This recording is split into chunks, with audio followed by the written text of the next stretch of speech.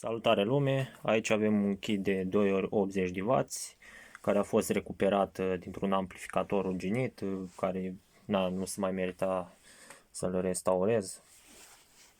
Și am recuperat componentele. Avem aici transformatorul tot de acolo, puntea de redresare e alta, e făcută de mine. Aici avem 4 condensatoare de 10.000 de micro pe 50 de volți și pe 63 de volți, puntea redresoare de 6 amperi. Asta e ieșirea pe boxe. Transformatorul are o putere de 280 de W. Aici ajunge un curent de undeva la 45 de volți pe un tranzistor și pe celălalt. Asta e altă alimentare secundară de care nu avem nevoie, o tensiune bipolară. Se alimentează cu două tensiuni.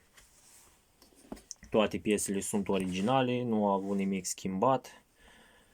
De fiecare dată când pornesc amplificatorul îmi dă un șut în boxe și cum ar vine o dată în față și încă o dată în spate și se oprește și revine la normal. Nu are protecție DC. Astea sunt boxele care o să le ascult. Vedeți și voi. Alien. Intrarea e asta de aici, prin RCA, care duce până în CD player.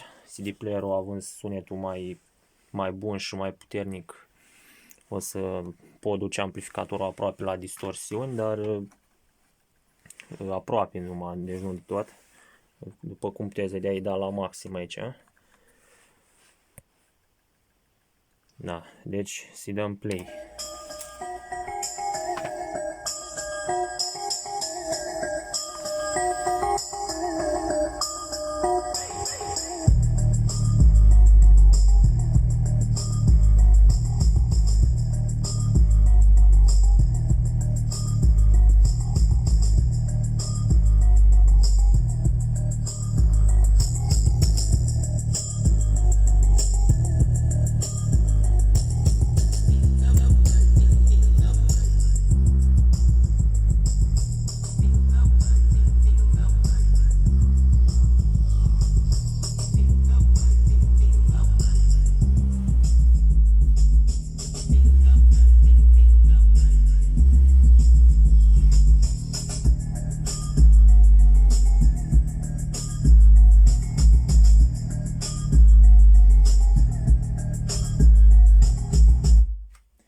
Da.